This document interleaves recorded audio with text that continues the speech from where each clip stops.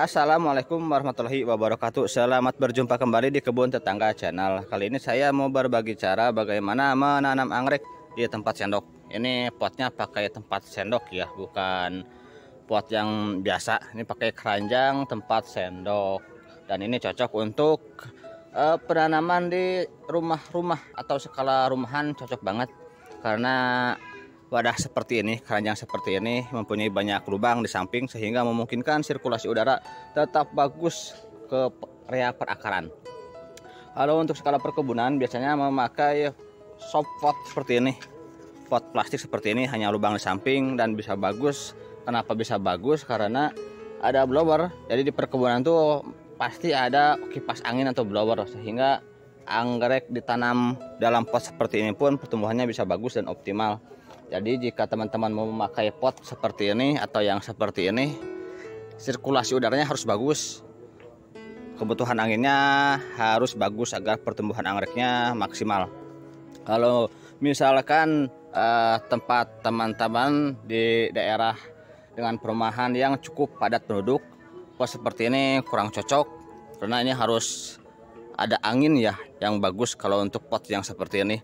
Makanya lebih cocok memakai pot yang seperti ini, pot dengan lubang yang cukup banyak di samping sehingga memungkinkan sirkulasi udara tetap terjaga. Untuk ini pot yang seperti ini saya adaptasi atau idenya dari netting pot yang biasa digunakan untuk anggrek, seperti yang ini misalnya nih. Biasanya kan yang seperti ini ya untuk menanam anggrek. Cuman saya cari alternatifnya bisa pakai pot dari keranjang tempat sendok seperti ini. Prinsip kerjanya sama kurang lebih. Cuman ini kelebihannya lebih cantik dan unik tentunya dan mudah didapat. Kalau untuk harga mungkin lebih mahal dari ini ya.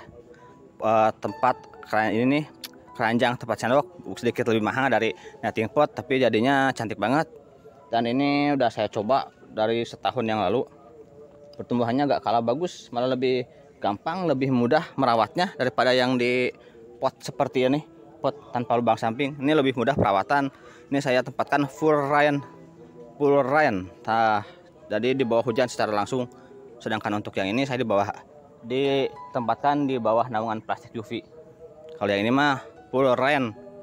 Kalau kayak embemnya di angon dah, diabur, di manja-manja seperti itu. Caranya mudah. Yang pertama kita siapkan tempat sendoknya, modelnya macam-macam. Ada yang seperti ini, ada juga yang seperti ini nih. Nah, macam-macam tapi prinsipnya sama kurang lebih. Untuk anggrek bulan atau Phalaenopsis tidak saya beri lubang ya di bawahnya. Seperti yang ini. Bahkan untuk full rain ini tidak saya beri lubang. Tuh, tanpa lubang di bawah. Perakaran cukup bagus. Ini anggrek lama lur. Ini bukan anggrek baru nanam, tuh udah lama, akarnya udah menembus, sudah panjang. Tidak saya beri lubang. Kenapa begitu? Karena tipenya untuk Phalaenopsis dia lebih tahan terhadap lembab. Tapi media tanam kita harus akalin, harus poros seperti itu. Beda dengan dendro. Kalau dendro dia harus diberi lubang, mau tidak mau harus diberi lubang di bawah seperti ini.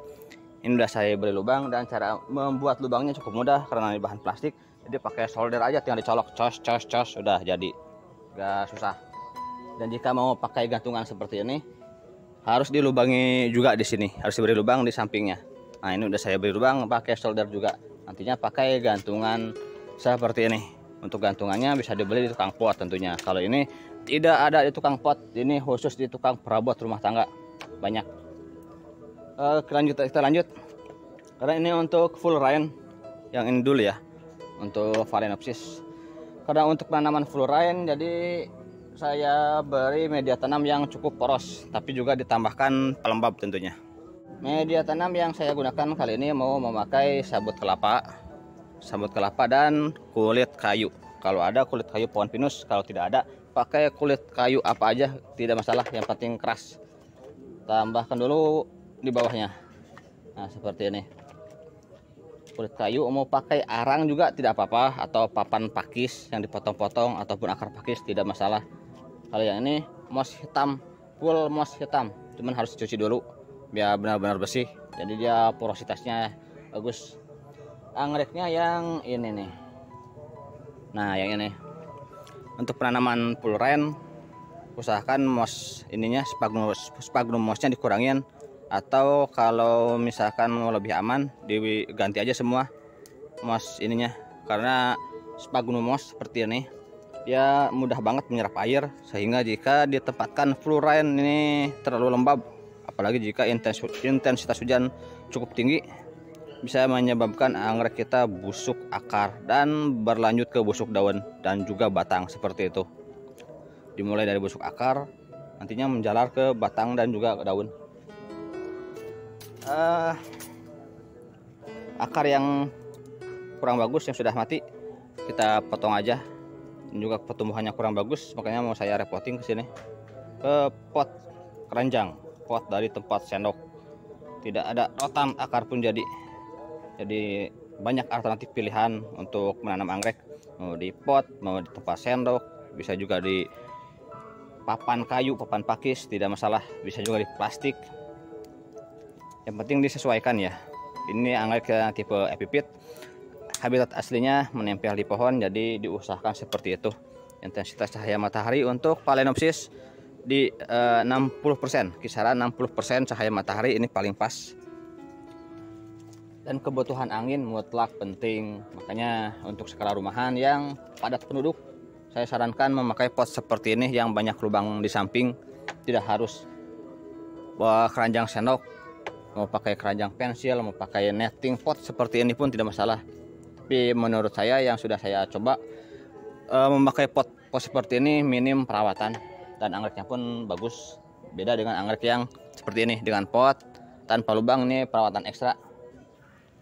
Udah kita bungkus dengan media tanam yang lembut pada bagian akarnya. Ini pakai sabut kelapa ya. Serat dari serabut kelapa sudah saya bersihkan tentunya. Jadi kita pecah-pecah dulu. Kokopitnya dibuang dulu sebagian agar tidak terlalu lembab. Jadi disisakan kokok fibernya. Kalau punya khusus kokok fiber bisa pakai kokok fiber, tidak masalah. Nah, seperti ini dibungkus dulu biar aman, biar gak terlalu banyak gesekan nanti dengan ini kulit kayu. Karena kulit kayu kan teksturnya keras.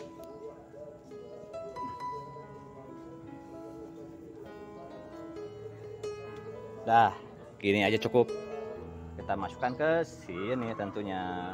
Pot unik, pot murah meriah, pot goceng. Tambahkan juga kulit kayu. Kenapa saya pakai tambahan ini? Karena ini untuk menjaga kelembaban tentunya ya. Kulit kayu sangat poros. Kalau misalkan tidak disiram 1 atau 2 hari ini bisa cukup kering. Makanya saya tambahkan pelembab biar tidak terlalu kering, tapi jangan terlalu banyak juga karena ini mau ditempatkan full rain. Nah, udah jadi. Tinggal kita pasang gantungannya di sini di lubang yang sudah dibuat sebelumnya. Jika tidak mau pakai gantungan, seperti ini aja cukup ya. Tinggal tempatkan di rak seperti ini kalau bisa. Yang ada bolong-bolongnya, jadi memungkinkan sirkulasi udara tetap terjaga. Tapi untuk skala rumahan lebih aman digantung aja. Lebih bagus nantinya pertumbuhannya dan perawatannya lebih mudah perawatannya juga.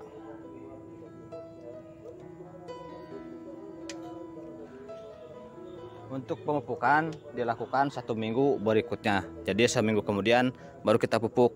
Sementara saat ini jika pasca repotting seperti ini diberikan larutan vitamin B1 aja kalau ada ya. Kalau tidak ada bisa pakai air bersih aja cukup, atau bisa juga pakai air cucian beras, tapi yang atasnya yang beningnya, jangan yang endapannya.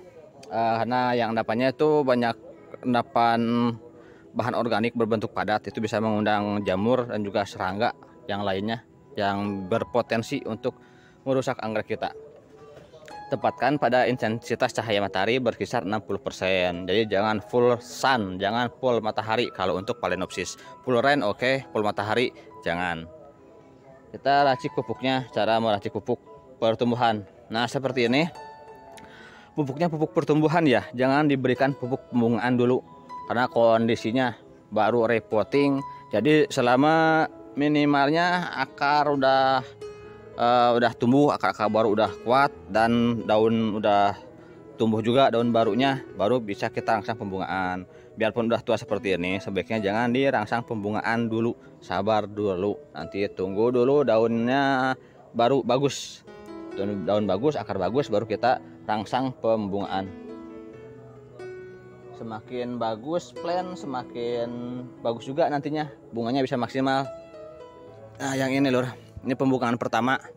Pembungaan pertama ada 1, 2, 3, 4, ada 4 spike sekali berbunga seperti itu. Kalau plannya bagus, makanya harus bersabar juga, harus bersabar dulu, jangan terburu-buru membungakan Phalaenopsis. Apalagi jika Phalaenopsisnya baru seencrit daunnya, baru 2 atau 3 daun, sabar aja dulu. Nah yang ini kan kecil nih, ini dari anakan ya, saya split dari anakan. Ini anggrek bulan mini, Phalaenopsis mini, daunnya udah bisa dibungakan, cuman jangan dibungakan, kasihan. Nanti tunggu 10 sampai 12 daun biar hasilnya maksimal. Sabar dulu. Kita racik pupuknya. Diaplikasikan pada yang ini aja. Pada yang ini ya, plan yang ini. Soalnya yang baru repotting jangan dulu dipupuk. Nanti stres, malah jadi stres, bukannya bagus malah stres. Jadi yang ini dulu kita aplikasikannya. Untuk yang sebelahnya di minggu berikutnya baru kita aplikasikan pupuk pertumbuhan. Untuk pupuk kimia yang biasa saya gunakan pada fase pertumbuhan, saya memakai pupuk pertumbuhan dengan kadar nitrogen yang lebih banyak tentunya ya, dari kalium dan fosfat. Yang ini pupuk ini nitrogennya 20%, fosfat 15% dan kaliumnya 15%. 20, 15, 15. Dosisnya 1 sendok teh untuk 2 liter air. Karena ini pakai sendok makan, segini aja cukup, dan ditambahkan air bersih. Usahakan airnya jangan yang mengandung banyak bahan kimia ya, bisa pakai air hujan atau air sumur, tidak masalah. Dan harus diaduk sampai benar-benar tercampur merata agar penyerapan unsur haranya maksimal. Kemudian kita semprotkan pada semua bagian tanaman pada pagi atau sore hari, dimana stomata daun terbuka maksimal.